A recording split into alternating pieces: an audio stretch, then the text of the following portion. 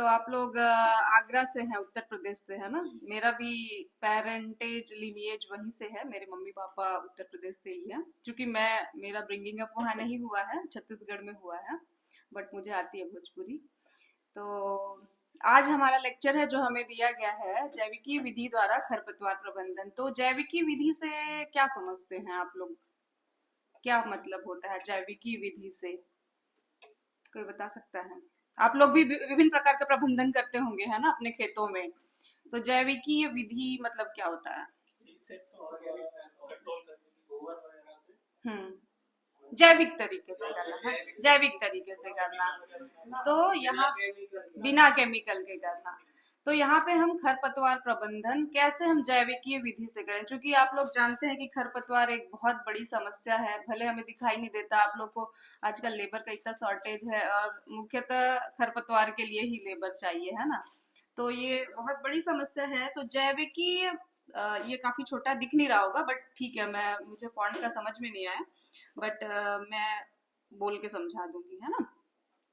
तो जैविकीय विधि द्वारा खरपतवार प्रबंधन एक मतलब सस्टेनेबल प्रबंधन है। मतलब इसमें आपको रेसिड्यू डेवलप नहीं हो रहा है, किसी प्रकार का खरपतवार या क्रॉप में किसी प्रकार के केमिकल का प्रभाव नहीं रहता है ना। तो इसको बेसिकली या तो कीट से, एक तो कीट होते हैं जो आपको आपके फसल को भी नुकसान पहुंचाते हैं ना। तो ये कौन सा कीट है? तो ये एक स्पेशल तरीके का कीट होता है। मतलब कीट से हम प्रबंधन कर रहे हैं, इसका मतलब ये होना चाहिए कि ये जो कीट है सिर्फ खरपतवार को ही खाए, है ना। खरपतवार को खाए और पौधों को न खाए।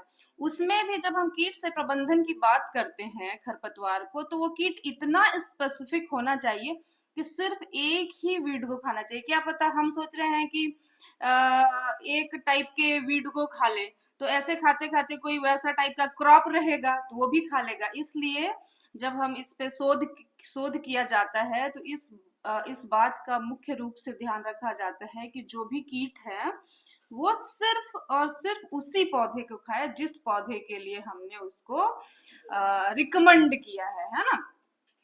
तो कीट के द्वारा रोगजनक, कई रोगजनक कारक होते हैं, जैसे फंगस हो गया, बैक्टीरिया हो गया, जीवाणु हो गए, विषाणु हो गए, है ना। तो जैसा आप लोग तो सब कोविड से तो सब विषाणु को जान गए है ना, जीवाणु को जान गए, सब जान गए। तो इसमें क्या, देखो कोविड हम लोगों को हुआ बट दूसरे जानवरों को नहीं हुआ ना, पौधों को नहीं हुआ ना।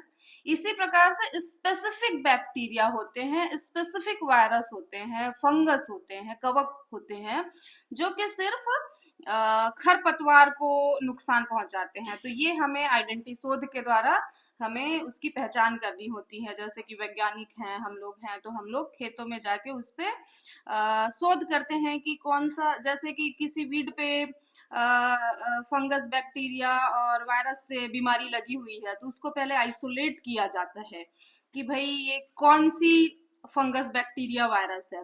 फिर उससे विभिन्न प्रकार के खरपतवारों को उनको इनोकुलेट किया जाता है, मतलब उस डिसीज से। तो ये देखा जाता है कि मतलब ये जरूरी है कि उसी खरपतवार जिससे हम निकाले हैं उसी में बस वो डिसीज करना चाहिए। ये नहीं कि जो रस्ट डिसीज आपके वीट में हो रहा है या राइस में हो रहा है तो वो धीरे धीरे उसमें न फैल जाए। तो इसीलिए हम लोग हैं। बाकी जब हम लोग शोध करके आपको बताते हैं भाई ये चीज को डालो, ये चीज को डालो, ये चीज को डालो, तब वो रिकमेंडेशन में आप लोगों के पास होता है ना।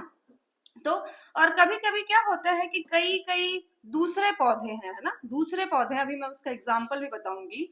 तो उनको आप उगा दो तो वो खरपतवार से पहले उग जाते हैं और खरपतवार को दबा देते हैं ना। तो उनकी ग्रोथ जल्दी हो जाती है।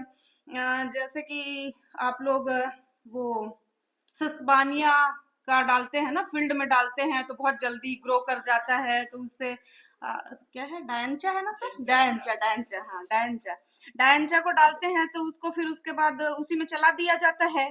तो क्या वो जल्दी ग्रोथ करता है, तो दूसरे वीड्स नहीं वो उग पाते हैं ना। उसी प्रकार कई प्रकार के खरपतवारों को दबाने के लिए, उनका ग्रोथ ना हो उसके लिए भी परजीवी टाइप के पौधे होते हैं ना, जो उसका उससे कंपटीशन करे। तो मुख्यतः हम इसमें किसी प्रकार का केमिकल का यूज नहीं कर रहे हैं, इसलिए ये जैविकीय विधि द्वारा नियंत्रण हुआ। तो हम इसमें कुछ 2-3 एग्जाम्पल आपको बताएंगे जो आपने अपने आसपास देखा होगा, है ना। तो खरपतवार तो आप लोग जानते हैं कि ये खरपतवार का ही इंस्टीट्यूट है ना। और यहाँ पे खरपतवार पे ही शोध होता है विभिन्न विभिन्न डायरेक्शन में। और खरपतवार से लगभग 30% है ना, 25 से 30% की हानि होती है। तो ये बहुत बड़ी हानि है। मतलब कि अगर हम 10% की हानि को ही ले, है ना, कि मान लो चलो 10% ही हानि कर रहा है मिनिमम, तो समझ लो कि 25 मिलियन टन फूड ग्रेन का लॉस हो रहा है कि नहीं। तो इस प्रकार से ये बहुत, और हमारे भारत में 826, उससे ज्यादा भी हो सकते हैं, ये तो डॉक्यूमेंटेड है ना, खरपतवार की प्रजातियां हैं, जिसमें से 62 प्रजाति है जो बहुत आक्रामक है। ठीक है। तो इसमें हम कुछ जो बहुत आक्रामक खरपतवार हैं, जो कि इन्वेसिव खरपतवार। इन्वेसिव खरपतवार किसे कहते हैं कि मतलब जो खरपतवार बाहर के देशों से हमारे यहाँ आया है ना, और वो इतना फैल चुका है कि अब वो बेकाबू हो चुका है ना, कि बाहर के देशों से आया और यहाँ पे उसको बहुत अच्छा, जैसे आप लोग तो आगरा वाले हैं, बाहर के देशों से बहुत टूरिस्ट आते हैं, उनको आगरा बहुत अच्छा लग जाता है, तो आगरा में ही रहने लगते हैं, है ना, अपना सारा चीज शुरू कर देते हैं। इसी प्रकार से कई जो खरपतवार हैं बाहर के देशों से आए, फिर यहाँ का एनवायरनमेंट उनको बहुत अच्छा लगा। जैसे बाहर यूके वगैरह में जाइएगा, 10 बजे तक दिन रहता है ना, और वहां पे एक्सट्रीम ठंडी हो रही है, -20 डिग्री, एक्सट्रीम गर्मी हो रही है। हमारे यहाँ तो सब चीज बराबर होता है ना, अच्छा एनवायरनमेंट है। तो क्या है, वो खरपतवार भले उस कंट्री में बहुत कम मात्रा में हो, लेकिन किसी कारणवश वो हमारी कंट्री में आ गए तो बहुत तेजी से फैलना शुरू कर देते हैं, क्योंकि हमारी जो वातावरण है हमारे देश की, वो बहुत ही मतलब कि अनुकूल है ना, अनुकूल है। तो ऐसा ही एक घास है गाजर घास। तो गाजर घास के बारे से तो सब लोग जानते होंगे, कौन नहीं जानता है, सभी जानते हैं गाजर घास, है ना, गाजर घास। हाँ हाँ, चटक चाय। तो अभी बता रहे हैं कि उनके नाम का मीनिंग कैसे हुआ। कई लोग बोलते हैं कि कांग्रेस ने लाया इसलिए कांग्रेस ग्रास नाम है, ऐसा नहीं है, इसका भी लॉजिक हम बताते हैं, ठीक है। तो गाजर घास जो है इसलिए बोलते हैं क्योंकि देखो पत्तियां समान है, गाजर की पत्तियां और कांग्रेस ग्रास की पत्तियां दोनों समान है, इसलिए इसे गाजर घास कहते हैं। सफेद टोपी क्यों कहते हैं, आप अगर करीब से उसको देखे होंगे तो उसका जो फूल है ना टोपी की तरह दिखता है। देखो मैंने वो फोटो लगाया है, सफेद टोपी की तरह दिखता है, इसलिए इसको सफेद टोपी बोलते हैं। चटक चांदनी बोलते हैं, जैसे रात में अगर हल्का लाइट होता है ना, तो ये जो फूल है सफेद सफेद फूल होते हैं ना, तो ऐसा लगता है कि चांदनी की तरह जमीन में फैला हुआ है ना, मतलब किसी कोरिलेट किया गया, तो इसलिए इसको चटक चांदनी बोलते हैं। और कांग्रेस घास इसको क्यों बोलते हैं, क्योंकि ये समूह में, कांग्रेस का मतलब नाम किससे ओरिजिन हुआ, समूह में रहना, है ना। बेसिक जो कांग्रेस का भी जो ओरिजिन हुआ था, समूह में रहना, है ना। तो ये जो घास है ना समूह में रहता है, मतलब आप देखोगे कहीं, ये देखो ये पूरा का पूरा 2-3 एकड़ तक पूरा कांग्रेस ग्रास ही है, कुछ भी नहीं है वहां पे, है ना, समूह में है, इसीलिए इसका मतलब है कांग्रेस ग्रास, ठीक है। तो यह सर्वाधिक समस्यात्मक विदेशी मूल का खरपतवार है, जो कि थोड़े गर्म एरिया में पाया जाता है ना। और ये हमारे देश में सर्वप्रथम 1956 में आया। कहाँ पे आया, पुणे में सर्वप्रथम देखा गया, और भी जगह में रहे होंगे लेकिन सर्वप्रथम किसी ने देखा कि भैया, और ये है अमेरिका से आया हुआ है, ठीक है, अमेरिका के मैक्सिको जो शहर है वहां से आया हुआ है। और आप लोग देखोगे कि पहले ये क्या होता था, रोड के किनारे और तालाब के किनारे ऐसे अबेंडेंट जगह में होता था, लेकिन आजकल आप लोग देख रहे होगे ये आपके फसल के बीच में भी उगना शुरू हो गया है ना। ये फसल को भी कॉम्पिटिट कर रहा है, तो इसलिए इसका समाधान बहुत जरूरी है। तो ये जनरली क्या है, 1 वर्षीय पौधा है, ठीक है, 1 वर्षीय पौधा है, 1.5 से 2 मीटर तक से इसकी लंबाई बड़ी सी बड़ी होती है, शरीर में रोएदार और अत्यधिक शाखा युक्त होता है। और इसमें 25,000 से 50,000, इवन ये भी रिपोर्ट किया गया कि 1 लाख तक सीड बनते हैं एक पौधे में, है ना। तो ये इसे खत्म करना थोड़ा मुश्किल है। और ये गाजर घास लगभग 3 से 4 महीने में अपना पूरा लाइफ साइकिल कंप्लीट करता है, ठीक है। और इस प्रकार ये 3 से 4 महीने, मतलब 4×3=12, तो 2 से 3 पीढ़ी कंप्लीट करता है, क्योंकि इसमें सुसुप्त अवस्था नहीं होता है ना, तो ये पूरे टाइम उगते रहते। जब जब इसका बीज पड़ा जमीन में, तब जैसे हमने राइस और आप वीट की बात करेंगे तो ये रबी और खरीफ में ही उगते हैं ना, लेकिन इसका ऐसा नहीं है। ये जब कंप्लीट किया लाइफ साइकिल, बीज गिरे जमीन पे, नेक्स्ट वाला उगना शुरू हो गया है ना, क्योंकि इनके बीजों में सुसुप्तावस्था नहीं होती, हर मौसम के लिए अनुकूल है ये। और कहाँ कहाँ उगते हैं आप लोग तो खुद ही देखे हैं, बंजर जमीन हो गया, चाहे समुद्र के तट के किनारे हो गया, चाहे जलमग्न जगह हो गया, चाहे रेल रोड के किनारे हो गया, चाहे फसल में हो गया, हर जगह ये गाजर घास पाया जाता है, जहाँ उगाते हैं। अब एक पौधा 1 लाख बीज उत्पन्न कर रहा है तो इसको कैसे रोकोगे, है ना। लेकिन रोकने का इसको भी समाधान है। आप लोग जागरूक किसान हैं जो उत्तर प्रदेश से यहाँ तक आ गए, तो आप लोग जरूर रोक लेंगे, है ना। जी जी, उसी का तरीका बताने के लिए हम लोग यहाँ पे हैं। तो ये देखिए, ये इसके बीज है, इस तरीके से दिखते हैं, बहुत छोटे छोटे होते हैं, उसमें पंख टाइप के होते हैं, लगे होते हैं, जिसकी वजह से ये उड़ उड़ के दूर तक चले जाते हैं, ठीक है। तो और पानी, सिंचाई के पानी से भी। और एक मुख्यतः ये क्यों हानि, और भी बहुत सारे घास हैं, लेकिन हम इसके प्रति ज्यादा कंसर्न क्यों है, क्योंकि हम किसी के प्रति ज्यादा कंसर्न क्यों होते हैं, जब वो हमें नुकसान करना शुरू कर देता है ना। फसल को भी कर रहा है तो उतना वो नहीं, जब तक कि हमें हमें डायरेक्टली करना होता है तो हम परेशान हो जाते हैं। तो गाजर घास का ये रियलिटी में प्रॉब्लम है। एक बार एक जो लेबर है, काम करती है यहाँ पे, उसको पूरा हाथ में हो गया था। वो आई थी कि मैडम आपके यहाँ गाजर घास का काम करते हैं, पूरा एलर्जी हो गया है, ये देखिए, तो इसको कैसे ठीक करना है। तो फिर उनको बताया गया कि हाँ भाई, एलर्जी के यहाँ यहाँ डॉक्टर से मिले करके। तो इससे क्या होता है, सर्दी, जुकाम, अस्थमा, एलर्जी, विभिन्न तरीके के रोग उत्पन्न होते हैं। कई लोगों को सिंपल टच करो तो ही इचिंग होने लगती है, खुजली होने लगती है ना। कई लोग को बहुत ज्यादा होती है तो ऐसे पपड़ी पपड़ी, मोटे पपड़ी बन जाते हैं, जल्दी ठीक भी नहीं, हाँ, दाने से निकल आते हैं। इनफैक्ट ह्यूमन बीइंग को ही नहीं, ये गाय अगर आपकी खा ले, है ना, कभी कभी गाय खा लेती, जनरली गाय नहीं खाती, बकरियां खाती हैं, बट मान लो फूल नहीं आया रहता ना, तो कंफ्यूजन में खा लेती। खाने से उनके दूध को अगर आप पियेंगे ना, तो उसमें स्मेल आती है, क्योंकि इसमें एक केमिकल होता है जिसकी वजह से वो उनके पेट से जाके दूध में आ जाता है, तो उससे जो मिल्क प्रोडक्शन होता है उसमें स्मेल आना शुरू हो जाता है ना। तो ये बहुत ही जीव जंतु से लेके, मनुष्यों से लेके, मतलब आपके क्रॉप्स के लेके सबको ये नुकसान पहुंचाता है ना। और मेन ये है कि सब लोग कहते हैं कि फिर सबको बचना चाहिए, इतना एलर्जी फैला रहा है, इतना बुखार फैला रहा है और ये सारी चीजें। तो ऐसा नहीं है, क्या होता है, हम सब लोगों की जो इम्यूनिटी है विभिन्न प्रकार की होती है। कई लोगों को जल्दी से हो जाती है, कई लोगों का एक्सपोजर, जैसे कि पूरे पूरे वातावरण में, हाँ, क्या कुछ कंफ्यूजन, अच्छा, ठीक है ठीक है। तो जैसे कि वातावरण में, पूरे वातावरण में टीबी के बैक्टीरिया घूम रहे हैं, आप जानते होंगे, है ना। टीबी का बैक्टीरिया कितना पूरे वातावरण में है, यहाँ भी है, वहां भी है, हर जगह है, ठीक है। लेकिन किसी किसी को हो जाता है जिसकी इम्यूनिटी कंप्रोमाइज होती है ना। तो इसी प्रकार ये एलर्जी किसी किसी को ज्यादा होने लगता है, जिसकी इम्यूनिटी कंप्रोमाइज होती है, जो जो इसके प्रति सेंसिटिव होता है ना। और तो ये रहा गाजर घास के बारे से, है ना।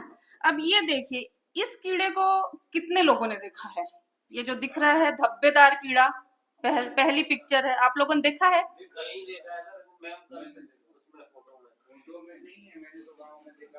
नहीं देखा है, आपको दिखाएंगे हमारे लैब से लाके। क्या होता है, नहीं नहीं, वो नहीं है, वो अलग है, वो अलग है, आपको दिखाएंगे, हम डब्बा भेजेंगे यहाँ पे, है ना। क्या बोल रहे हैं सर।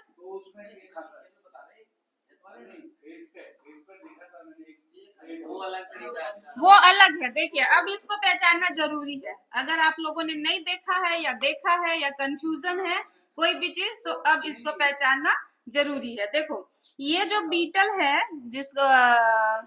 बीटल को हिंदी में क्या बोलते हैं सर, सुंडी, सुंडी नहीं, कीड़ा, कीड़ा, हाँ।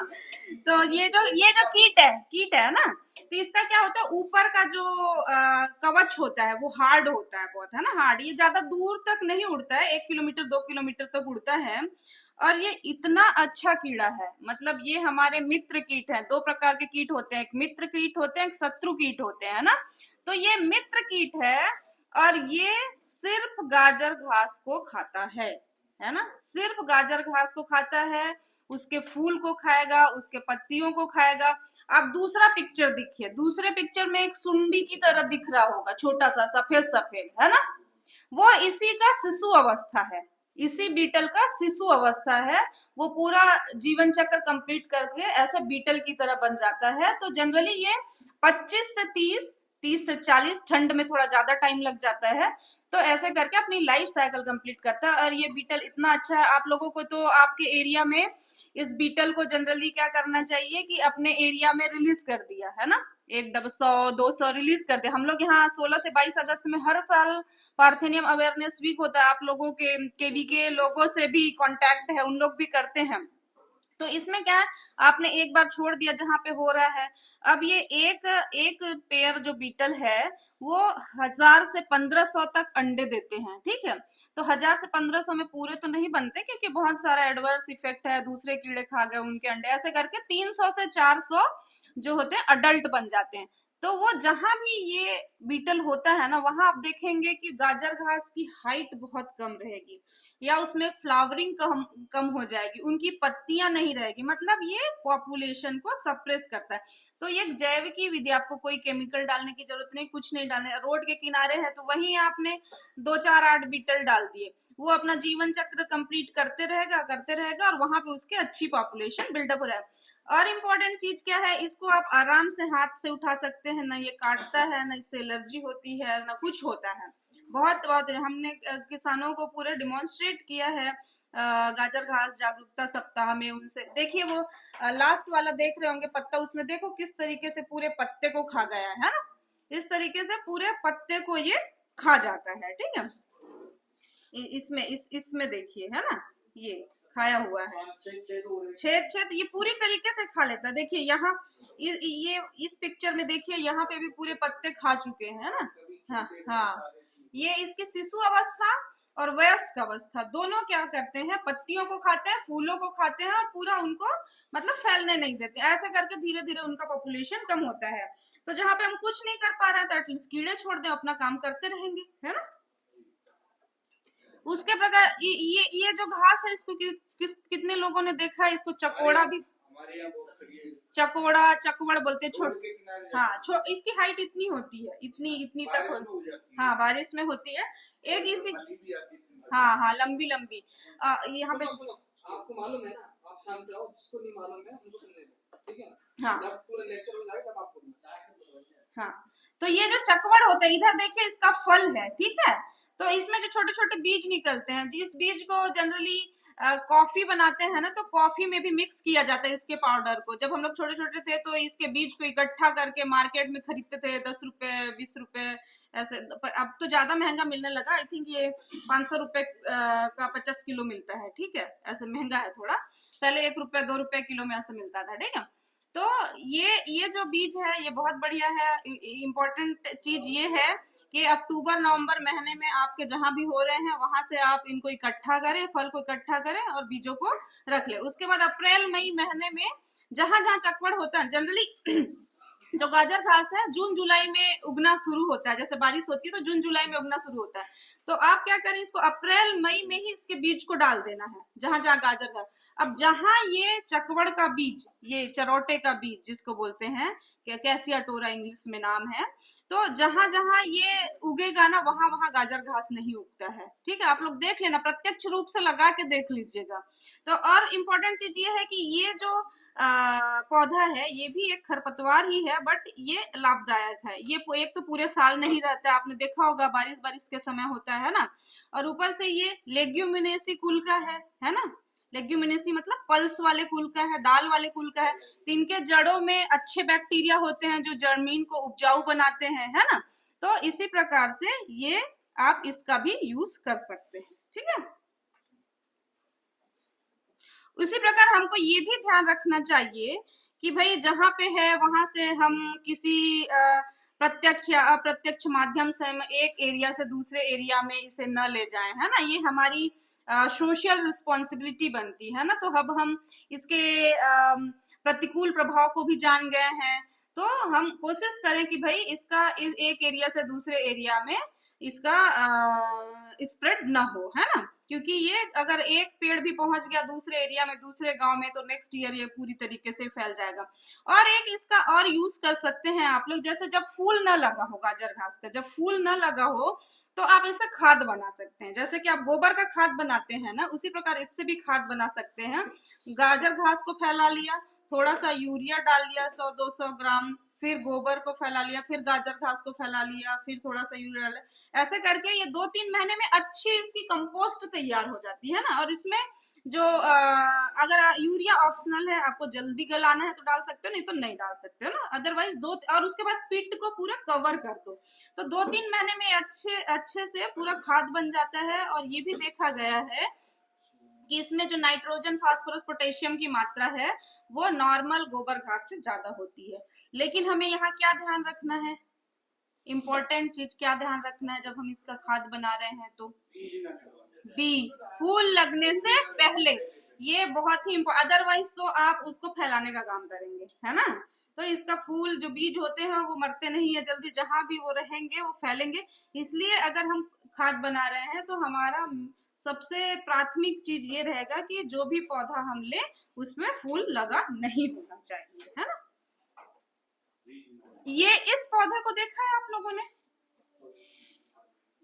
साल्विनिया, जैसे तालाबों में छिंदवाड़ा के साइड हम लोग गए थे तो हम लोग को नहीं मिल, हाँ ये, हाँ ये हाँ जलकुंभी अलग है, ये साल्विनिया है, ये साल्विनिया है। ऐसे देखो पतले पतले पत्ते होते हैं, एकदम जघिन पत्ते होते हैं, और ये तालाबों में पाए जाते हैं, है ना।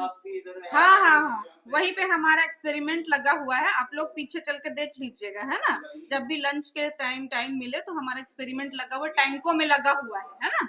तो इसको बोलते हैं चाइनीज झालर भी बोलते हैं, है ना।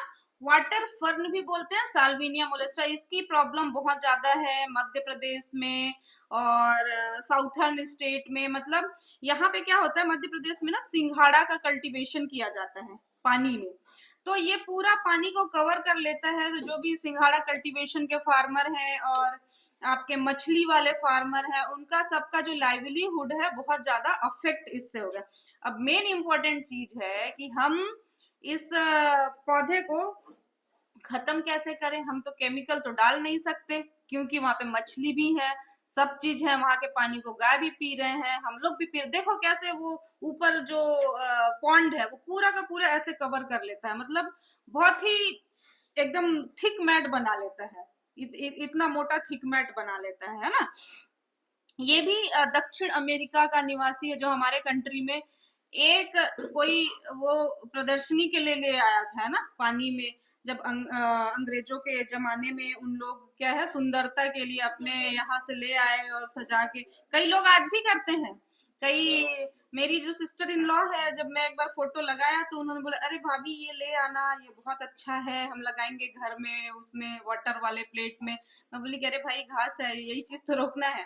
तो ये चीज अब हमें ध्यान देना है ना। तो ये देखो ये ऐसे टैंक लगे हुए पीछे, आप लोग देख लीजिएगा, है ना। तो ये इसका विकास जनरली 30 डिग्री सेल्सियस होता है ना, उसमें अनुकूल होता है। और 40 से अगर ज्यादा टेम्परेचर हो गया या 10 से कम टेम्परेचर हो गया तो इनकी वृद्धि नहीं होती, रुक जाती है। लेकिन ये काफी हानिकारक है, और इसका मैं बताऊंगी एक एग्जांपल, आप लोगों को सरप्राइजिंग लगेगा। ये जहां जहां ग्रीन मार्क है ना, ये इंडिया का मैप है, सभी जानते हैं। इसमें मध्य प्रदेश हो गया, देखिए नॉर्थ ईस्ट के स्टेट के तरफ भी फैल रहा है, और साउथ में बहुत ज्यादा है। तो इस प्रकार ये पूरे इतने एरिया में फैला, इन स्टेटों में ये फैला हुआ है ना। यहाँ तो खैर बहुत समस्या, हम लोगों ने देखो यहाँ पे जबलपुर के आसपास के एरिया में भी सर्वे किया है, तो देखो कुछ कुछ पॉन्ड में नहीं है ना, वहां पे हमने जैविकी विधि से इसका नियंत्रण किया है, ठीक है। तो ये देखिए यहाँ पे एक पहला पिक्चर आप देख रहे होंगे, उसमें एक कीड़ा है, ये कीड़ा है, ठीक है, ठीक नहीं तो कोई बात नहीं, ठीक है। तो सिर्टोबैगस साल्विनाई है, ये बीटल है, ये भी बीटल। देखो इसकी जो माउथ है ये ऐसे सुंडी की तरह है ना, इस प्रकार के। और ये इसका जो सफेद सफेद दिख रहा है वो शिशु अवस्था है ना। ये जनरली दिखेगा नहीं, आप लोग यहाँ पीछे जाएंगे ना तो देखने में थोड़ा मुश्किल होगा, क्योंकि ये ना जड़ों में घुसा होता है, उस पौधों के जड़ों में घुसा होता है, ठीक है। तो ये देखिए जब यहाँ पे हमने डाला, इस यहाँ पे हमने डाला है, तो ये देखिए ऐसे ऐसे ऐसे ऐसे करके सूख जाता है। आप ये लास्ट पिक्चर में देखिए किस तरीके से वो सूख गया है। ठीक है, सूखने के बाद क्या होता है, ये सूखे वाले जो झालर हैं वो जमीन में दब जाते हैं, जैसे सड़ता गलता है ना, तो धीरे धीरे दब जाते हैं और पानी क्लीन हो जाता है ना। तो ये बीटल है जिसमें आप सुंडी से पहचान सकते हैं, और ये एकदम उसके जड़ों में छेद पड़ जाता है। इम्पोर्टेंट चीज क्या है ना कि इस प्रजाति के खरपतवार में फूल नहीं बनते हैं, ये वेजिटेटिव ग्रोथ करता है, राइजोम से ग्रोथ करता है ना।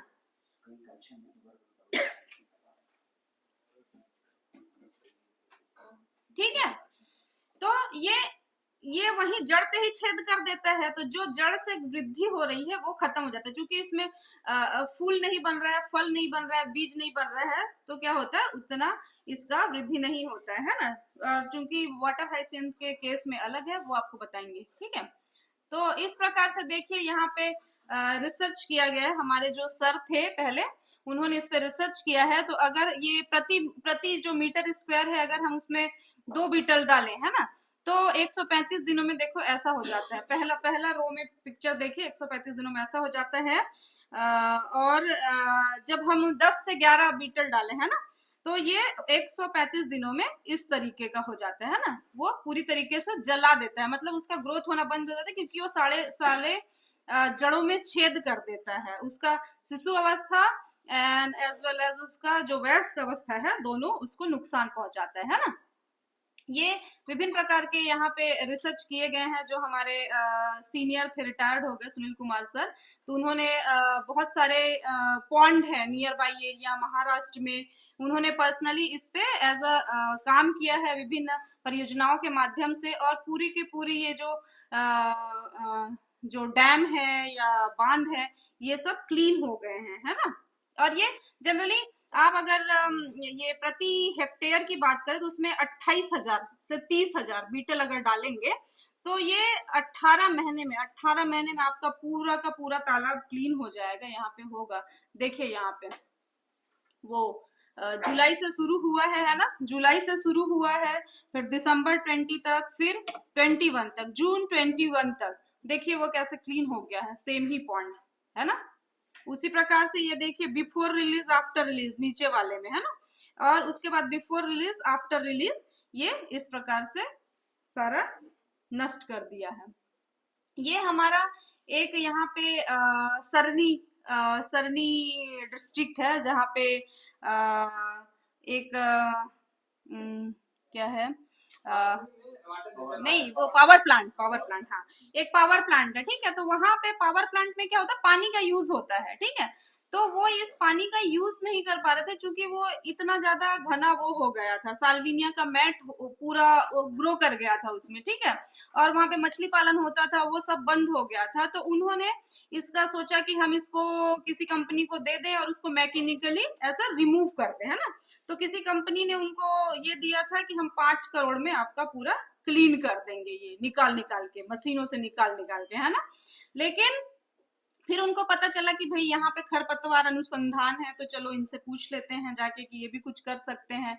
फिर उन्होंने हमारे इंस्टीट्यूट में आए, यहाँ पे डॉक्टर सुशील कुमार सर थे, तो उनसे बात हुई, फिर उन्होंने जानकारी ली।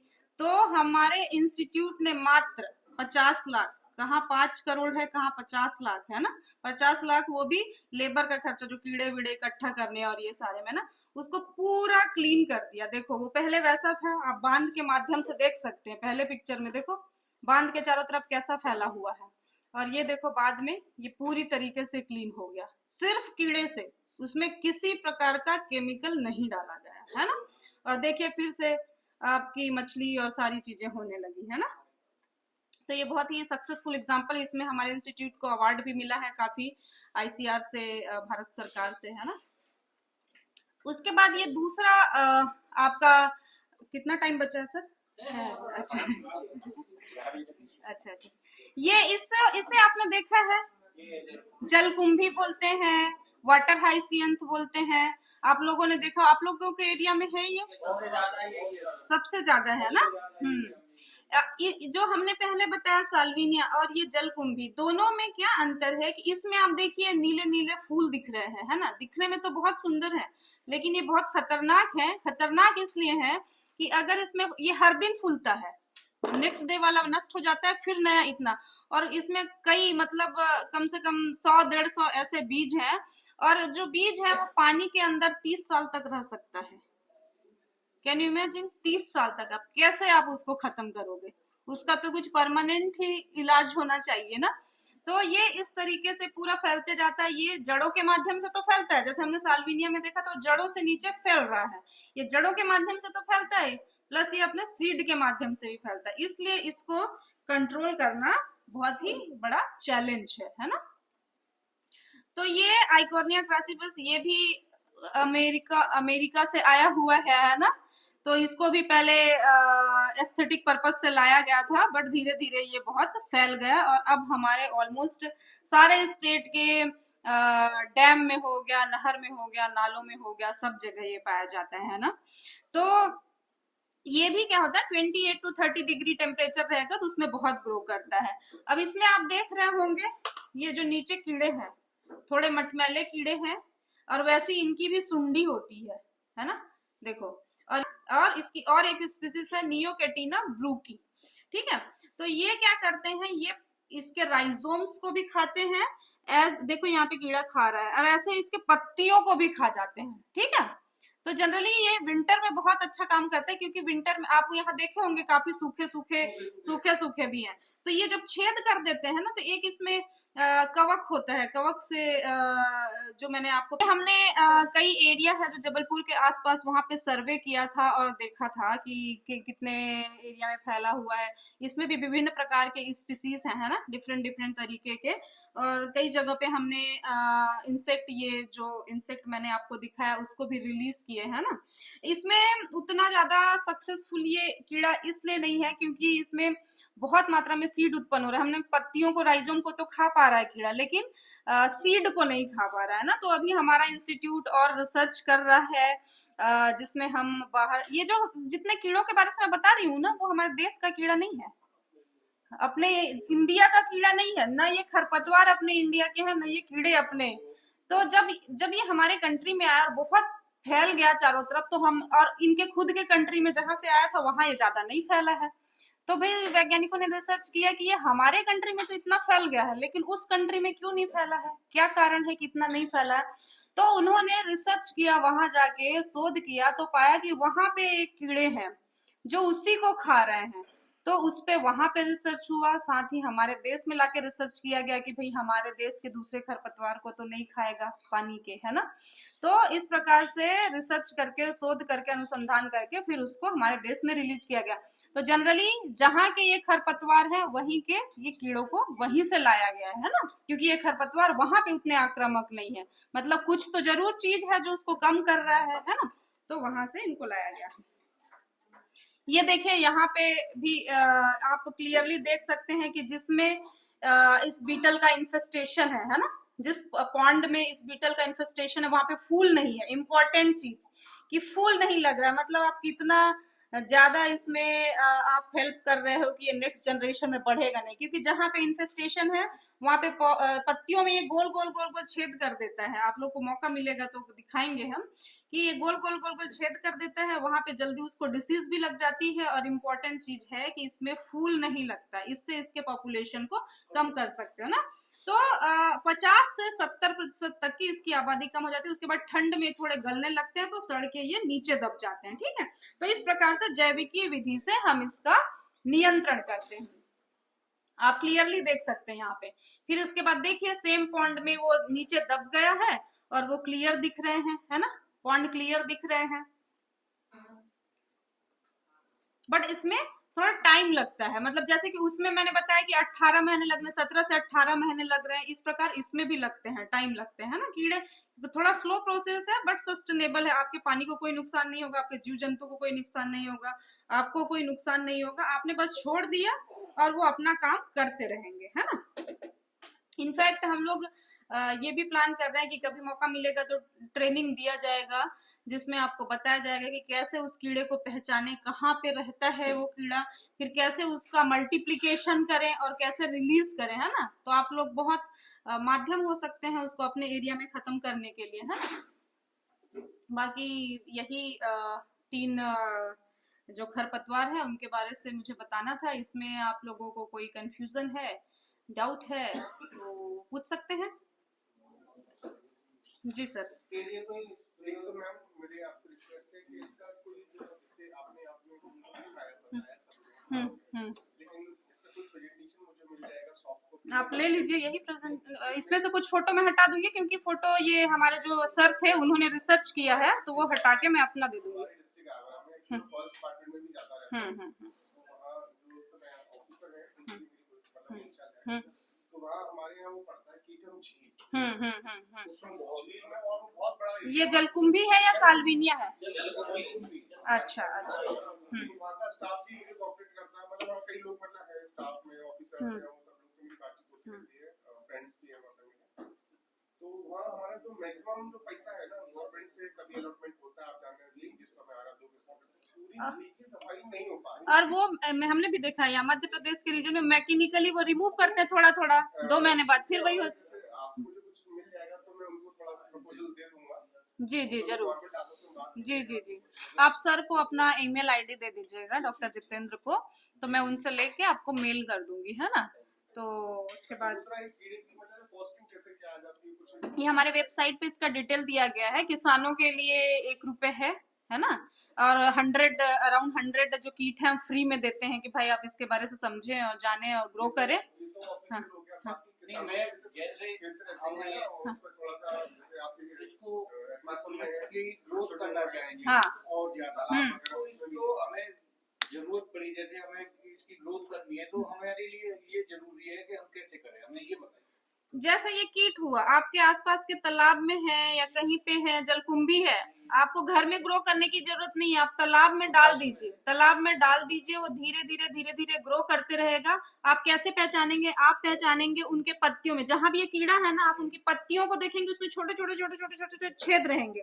तो आप जैसे उस पौधे को बाहर निकालेंगे ना, जब उसमें देखेंगे ऐसे करके तने के तरफ थोड़ा चिपके होते हैं ना, वहां पे खोल के देखेंगे तो आप आसानी से वहां से कीड़े कलेक्ट, हम लोग भी वहीं से कलेक्ट करते हैं। जैसे 1-2 तालाब ऐसा था कि पहले हमारे उस तालाब में बहुत सारा था जलकुंभी, कुछ समय बाद मैंने 2-3 साल बाद देखा कि वो तालाब में जलकुंभी बिल्कुल ऑटोमेटिक मर गई। हाँ तो कहीं कहीं पे वो, अब हमें आपने जैसे बताया, अब हमें इस समय उसी में फोकस गया है, 2-3 साल पीछे वो इस तरीके से ही और हमें उसकी नॉलेज नहीं। हाँ आप इसको कैसे, वही मैंने बताया ना कि आप पहचान इससे सकते हैं कि उसकी पत्तियां देखेंगे, पत्तियां देखेंगे तो उसमें छेद रहते हैं, छेद छेद वो दिन में पत्तियों में खाते हैं, फिर रात में जाके तने में छुप जाते हैं, है ना।